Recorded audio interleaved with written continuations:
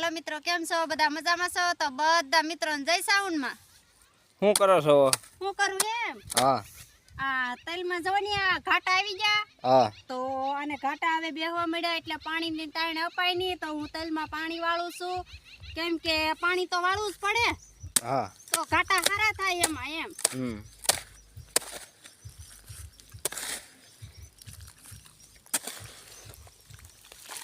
અને એક વાત કહું. અરે ભગવાન, તો વાળી લીધું છે પાણીનું નાખું. અને એક વાત કહું તમને. હા.